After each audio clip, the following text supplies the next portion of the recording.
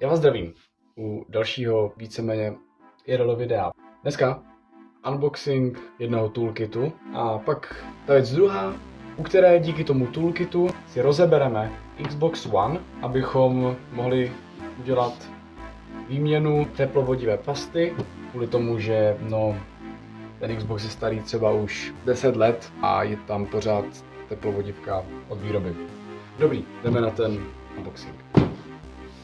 Vybral jsem si Protech Toolkit od iFixit, stál mě okolo K600, nějak tak. Ještě to mělo slevu 200, takže si myslím, že celkem great deal za tu kvalitu, kterou bychom měli dostat. Každopádně já jsem tohle ještě jako v ruce nikdy nedržel, takže je to unboxing, takže je to for the first time, že jo? No nic, tak jdeme si to otevřít, takže já to jdu unboxnout, doufám, že tam bude vidět celkem v klidu, jsem dobrý frajer.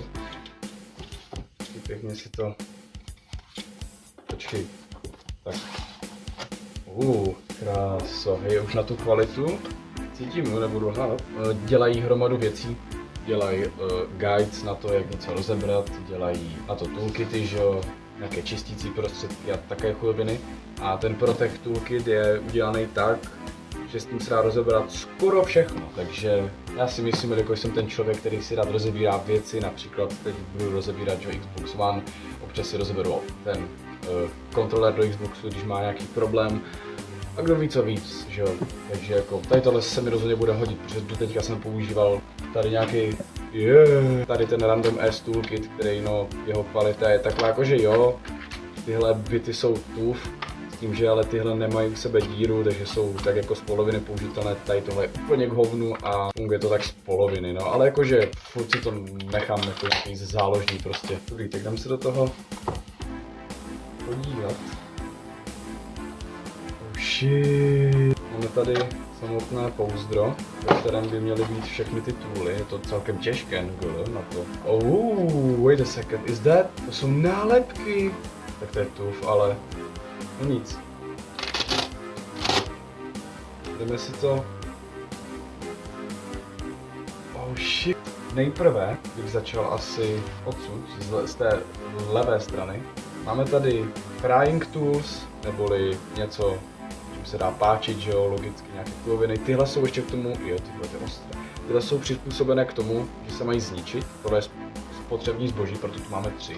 Suction Cup, nebo tak se tomu říká aspoň v angličtině, tohle asi moc nevyužiju, protože tohle je na display, že jo, že si tím jako přilepíš display a pak si to prostě něčím podebereš a odlupneš do hajzlu. Pak je tady tahle věc. Tohle je český uzemňovací náramek. Je to přizpůsobeno k tomu, když pracujete s elektronikou, tak když jste nabití statickou elektřinou, tak můžete tu samotnou konzoli nebo prostě tu elektroniku zkratovat. Tady tohle je vlastně k tomu, že když si to dáte na sebe a připojíte to uzemnění, prostě jakože mínusku, tak všechna ta statická elektřina, co máte prostě na sobě, tak půjde do hajzlu, tím pádem chráníte sebe a i to samotné elektrické zařízení. Zde uprostřed tak dobrá. Máme tady Guitar Picks, jsou přizpůsobené k tomu, jak jsem říkal, když máte ten suction cup, tak si to přilepíte a tady tohle je přizpůsobené k tomu, že to tím prostě odeberete. Tyhle jsou též tvořené na to, aby se zničily, proto jich máme 6 celkově tady v sadě. Tak jako další, tomuhle se u nich přezdívá Jimmy Tool na podebrání něčeho, řezání, čili i když to není ostré. Je to celkem ohebné, takže dá celkem dobře pracovat. Pak zde je železný nebo kovový, nebo nevím přesně, co to je za materiál, Prying Tool, prostě též páčidlo, akorát v tvrdé formě. Jako další, které jsou dobré právě že na plast, protože tím se plast nepoškodí. Jako další tu máme tweezers, klasicky nějaká pinzeta. Tady tahle je taková do špičky, ale není moc pěčatá, má na sobě grooves takové. Takže to celkem hodně great věcí udrží. Další též tweezers jsou tady tyhle zohnuté do špičky, ty už nemají žádné grooves, ty jsou prostě na věci. Tak a tohle jsou reversed tweezers, to jsou, že naopak oni jsou už automaticky u sebe, ale když je zmáčknu, tak se rozepnou. A další zde máme, zde jsou ty bity všechny, nejenom, že to tam je přidělané magnetem, neboli magnetickou podložkou, která je BTV součástí a můžu si ji vysunout a dávat na ně různé šroubky nebo něco. Nebo ji prostě můžu tam dát zpátky a dát na to tady tohle. Prostě drží to tam. Tady to víčko se zde zevnitř dá použít též jakoby na různé šroubky, protože to tady je rozdělené, takže se vám vlastně nepomíchají. A tady máme ty driver bits. Máme tady driver, to je šrubová, ten má jak na ložisku, kámo. A na to máme tady hromadu těch bitů. A tady tahle blbost, prodloužení. Vezmu svůj screwdriver a zapíchnu to do toho. A vezmu si třeba, nevím, tady ten imbus, dám ho zde, takže ho můžu šrubovat a můžu si to klidně zohnout a i tak šrubovat. No nic, tak tu máme unboxing tady toho toolu. Jdeme si zde přinést, takže máme zde Xbox One a budeme na něm měnit tohle, což je teplovodivá pasta. Kdyby někdo nevěděl nebo nebyl úplně do počítačů, do elektroniky, teplovodivá pasta se dává mezi procesor neboli CPUčko a mezi heatsink neboli chladič, protože CPUčko dosahuje velmi vysokých hodnot a pokud se vaše konzole přehřívá, je na čase to vyměnit. Každopádně nedoporučuje se to neměnit, i když konzole funguje tak, jak má. Mělo by to prostě za nějaký čas se jako vyměnit preventivně. OK, jdeme si ho rozebrat, takže pěkně takhle. Jo, vysunout normálně, tak. Tak, yes. Oni tam jsou totiž pacičky zevnitř. Tak. Tak. Tohle je to agresivní. Stačí to jenom takhle jako nadzvednout, tak. Zde je ribbon cable, zde je konektor od toho. Tady tohle je naše přední deska, tady je to LEDčko, kde svítí ten Xbox button, dáme ten ribbon. Tohle je na repráček, odsud jde ten ikonický Xboxový zvuk zapnutí. Tady máme Wi-Fi, šrubujeme.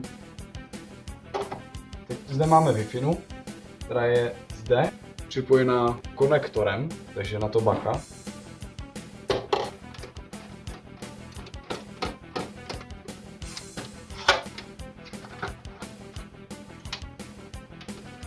Tady jsem zapomněl konektor.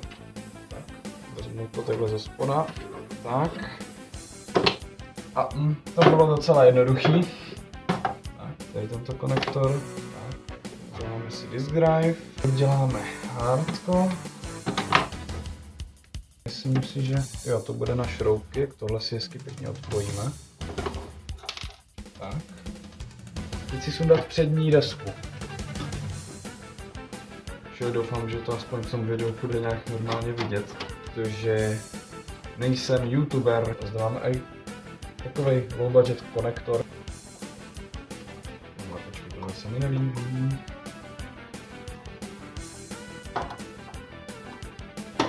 To teďka dám na hovno, protože to tam je špatně nakloněno.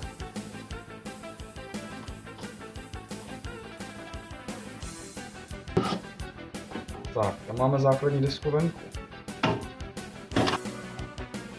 Patrně odděláme. No tak to je.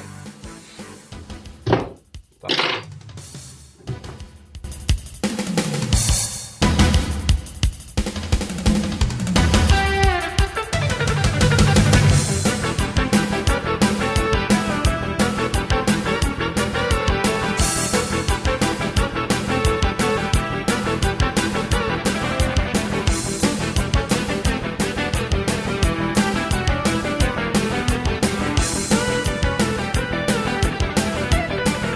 Jdeme si applynout termální pastu. Tak. Jdeme asi assemblovat. Tak, já vám děkuju, jestli jste se dodívali až sem. Za mě je to celkem v klidu. Jsem rád, že jsem to udělal. Takže jo, super, aspoň tady tohle bude hezky pěkně chladit. Tady tahle věc, iFixit, můžu doporučit. Sice cena je prostě trošku dražší, ale kdybyste to nechtěli tady ten ProKit, tak se to tam prodává i samostatně, třeba samostatně tady ta špachtle, nebo samostatně verze tady toho, nebo tady ty chujoviny, nebo jenom tady ty bity. Je to levnější, buď na Alze, nebo ještě navíc těch prodejná. No nic, teď jdem zjistit, jestli vůbec Xbox funguje, že? Moment pravdy, Xbox nám, jsem se toho ani ne... Oh shit. Oh shit.